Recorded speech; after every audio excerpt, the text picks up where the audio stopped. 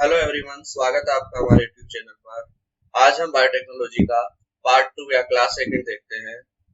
कल हमने बायोटेक्नोलॉजी के प्रोसेस पढ़े थे, बायोटेक्नोलॉजी का मतलब पढ़ा था और कहाँ कहाँ इसका यूज होता है, एंड जीन क्लोनिंग पढ़ी थी। आज हम रेस्ट्रिक्शन एंडोन्यूक्लियेज एक एंजाइम है जो कि मॉलिक्यूलर सीजर कहलाता है, उसके बारे में स्टडी करेंगे। तो चलिए शुरू करते हैं।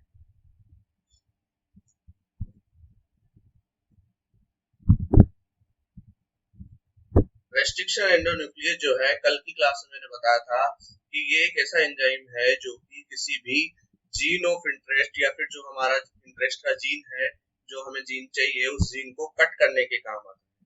क्योंकि जब तक हम किसी जो बायोटेक्नोलॉजी में हम करते हैं कि किसी जीन को जीन ऑफ इंटरेस्ट को कट करके किसी दूसरे ऑर्गेनिज्म में ट्रांसफर करते हैं, तो दूसरे ऑर्गेनिज्म में अगर हम इसको ट्रांसफर करते हैं तो इसके लिए हमें जीन को पहले कट करना पड़ेगा और कट करने के लिए रेस्ट्रिक्शन एंडोन्यूक्लियस का यूज किया जाता है।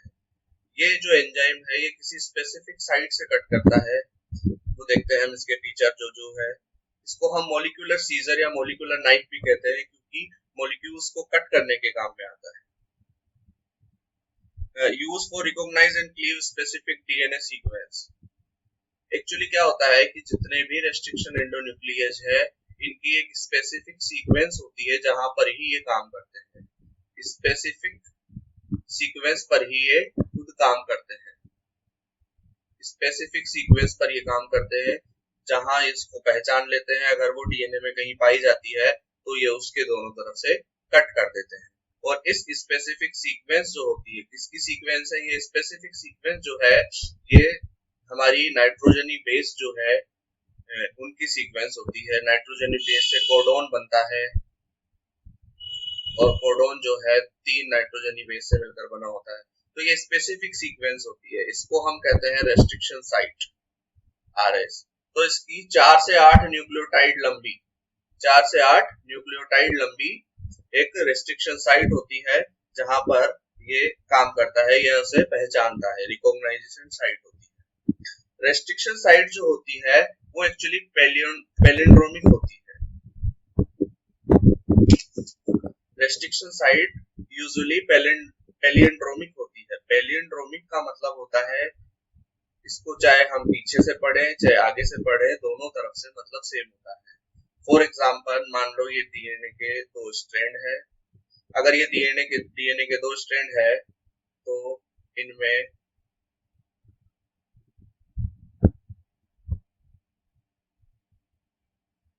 ये मान लो कोई कोडोन है या कोई कोड लिखा हुआ है, कोई न्यूक्लियोटाइड है। अब देखो, हमें पता है कि जो एडेनिन होता है वो डबल बॉन्ड से थाइमिन से जुड़ता है और ग्वानिन जो होता है वो ट्रिपल बॉन्ड से साइटोसिन से जुड़ता है। तो अगर डीएनए का एक स्ट्रैंड ये है 5 days 3 days, तो अगला स्ट्रैंड जो होगा इसके कॉम्प्लीमेंट्री होगा। कॉम्प्लीमेंट्री होने के साथ जो इसमें कोडोन होंगे वो भी कॉम्प्लीमेंट्री होंगे। तो जी अगर यहाँ है तो यहाँ सी होगा, यहाँ टी होगा, ये भी टी होगा, ये ए होगा, ये ए होगा और जी होगा, वो सी होगा। तो चाहे आप इधर से पढ़िए या आप इधर से पढ़िए, ये दोनों तरफ से सेम होते हैं। G double A T T C, इधर से पढ़ेंगे तो G double A T T सी।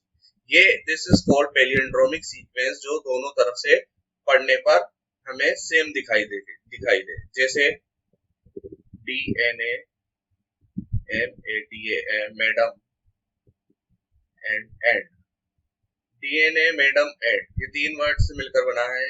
तो इसको अगर हम इधर से पढ़ते हैं तो हम पढ़ते हैं डीएनए, मैडम, एंड। और अगर हम इधर से पढ़े तो that is DNA, madam, and. तो दोनों तरफ से पढ़ने पर अगर सेम चीज दिखाई दे तो उसे हम पैलिंड्रोमिक सीक्वेंस कहते हैं। एक और एग्जांपल, हिंदी का एग्जांपल मलयालम।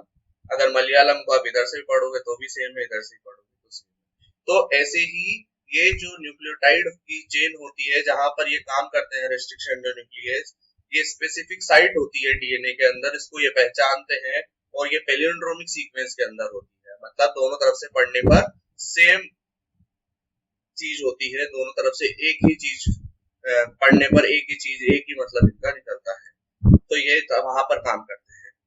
ठीक है, रेस्ट्रिक्शन एंजाइम कहाँ मिलता है? रेस्ट्रिक्शन एंजाइम मैंने बताया था ये बैक्टीरिया के अंदर होता है। बैक्टीरिया के अलावा बैक्टीरिया के अंदर इसमें एंजाइम के अलावा एक प्लाज्मिड भी होता है, एक्स्ट्रा क्रोमोसोमल डीएनए जो हमने कल बात करी थी। अच्छा, फंक्शन क्या है? रेस्ट्रिक्शन एंजाइम हमारे लिए तो इसलिए इम्पोर्टेंट है कि हम जीन ऑफ इंटरेस्ट को कट करने के लिए इसका यूज करते हैं। बट बैक्टीरिया क्या यूज करता है? बैक्टीरिया क्यों यूज करता है? बैक्टीरिया के बॉडी में रेस्ट्रिक्शन एंडोन्यूक्लियेज है, वो क्यों पाया जाता है? बैक्टीरिया की बॉडी में रेस्ट्रिक्शन एंडोन्यूक्लियस क्यों पाया जाता है? इसका आंसर ये है कि जो बैक्टीरियोफेज होता है, बैक्टीरियोफेज जो है वो एक वायरस होता है और वायरस वो बैक्टीरिया को अटैक करता है। बैक्टीरियोफेज मतलब बैक्टीरिया मतलब बैक्टीरिया, फेज मतलब उसको खाने वाला, उसका भक्षक अगर हिंदी में हम बोले तो भक्षक।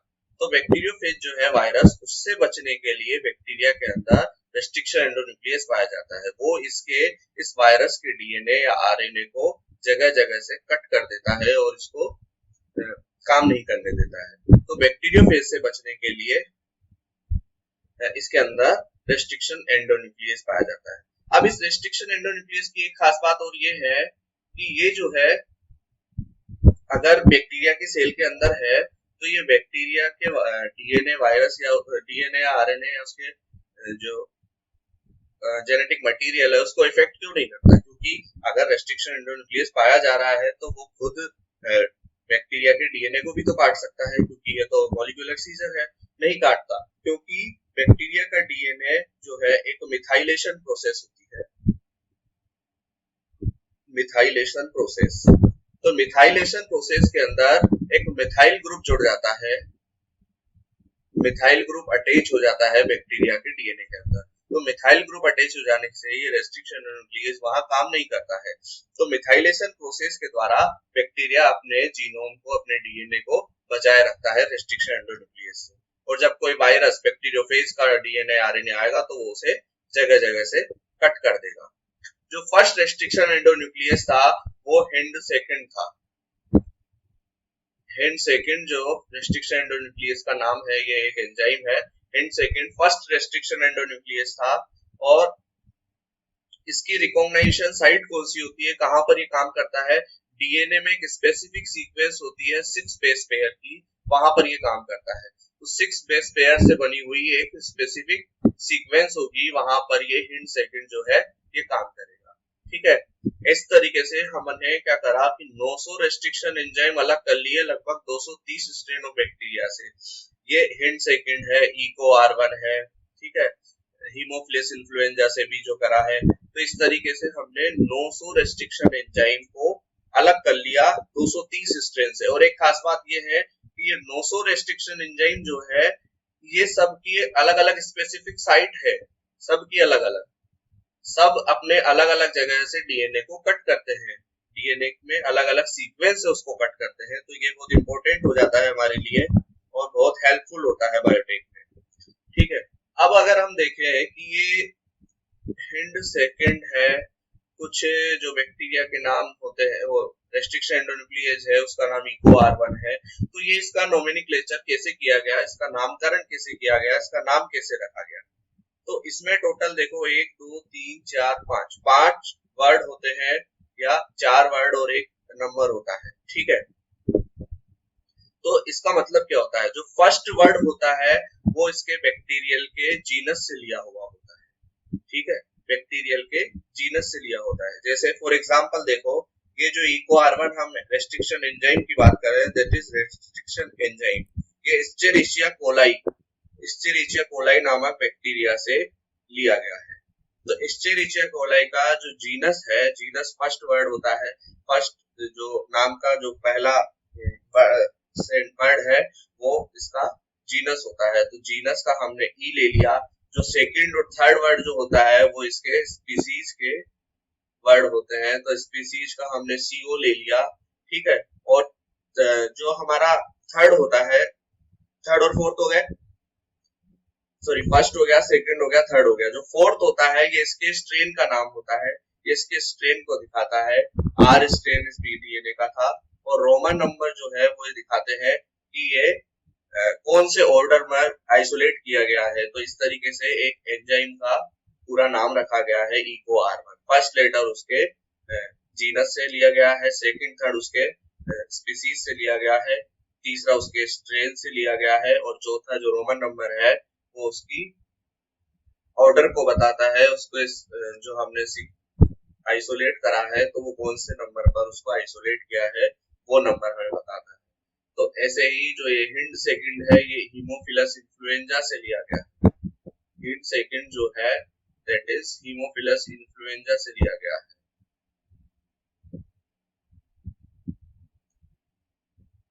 हीमोफिलस इन्फ्लुएंजा वायरस से इसको लिया गया है। तो हीमोफिलस का एच यहाँ ले लिया, इन्फ्लुएंजा का इन ले लिया, डी इसका स्ट्रेन है और सेकंड नंबर पे इसको आइसोलेट किया गया था। तो इस तरीके से इनका नामकरण या नोमेनक्लेचर किया जाता है। नेक्स्ट स्लाइड देखते हैं।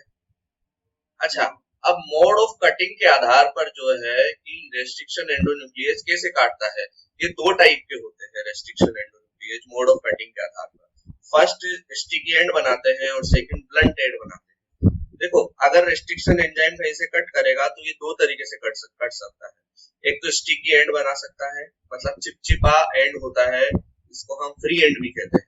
और ये कौन कौन बनाते हैं, ये इको R1 नामक एंजाइम बनाता है, हिंड थर्ड बनाता है, PAMHI बनाता है और साल्वन बनाता है। तो इस तरीके से ये स्टिकी एंड बनाते हैं। स्टिकी एंड का मतलब है कि मान लो ये कोई DNA है,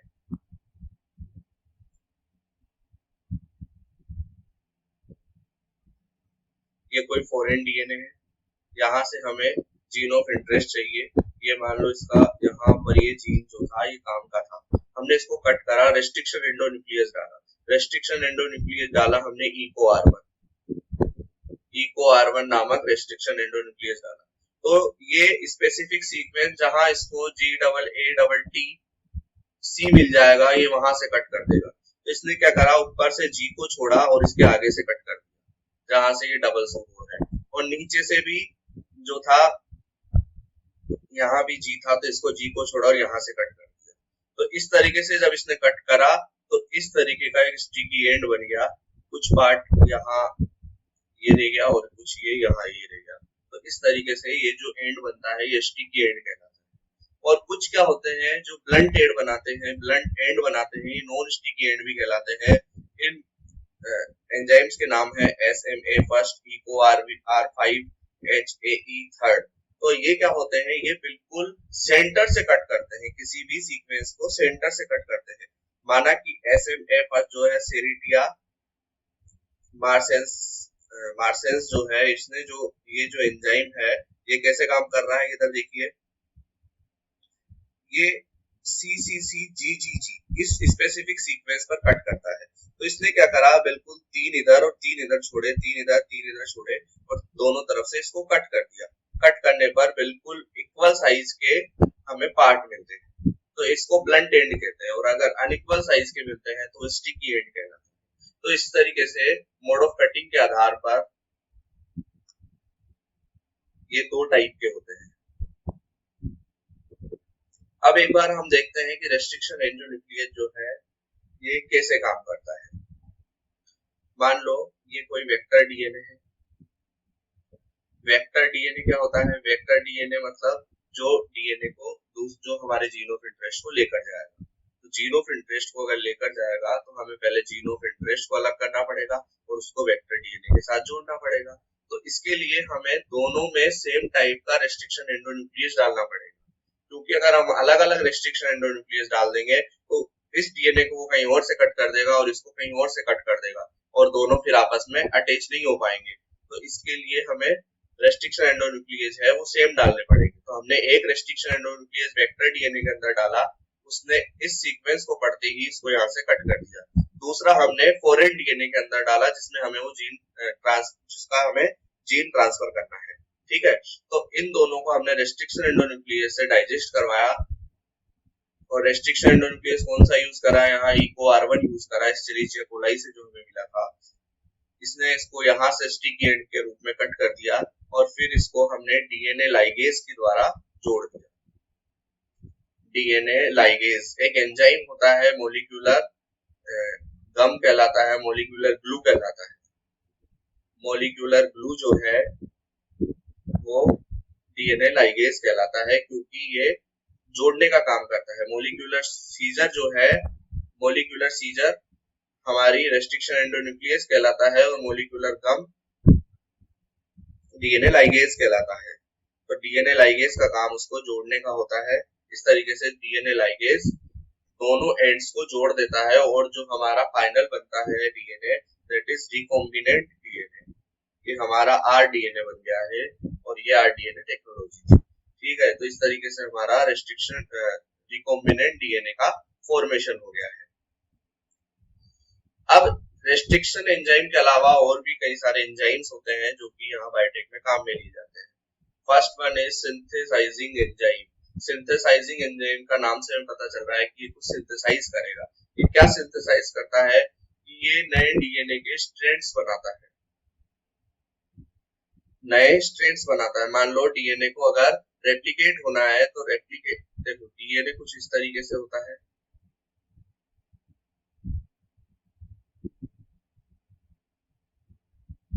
ठीक है। डीएनए कुछ इस तरीके से होता है। अगर डीएनए का एक 5 डेज स्ट्रैंड होता है, एक 3 डेज होता है, इधर ये 3 डेज होता है, इधर 5 डेज होता है, और अगर इसको रेप्लिकेट होना है तो पहले ये दोनों जो स्ट्रैंड है ये अलग अलग होंगे।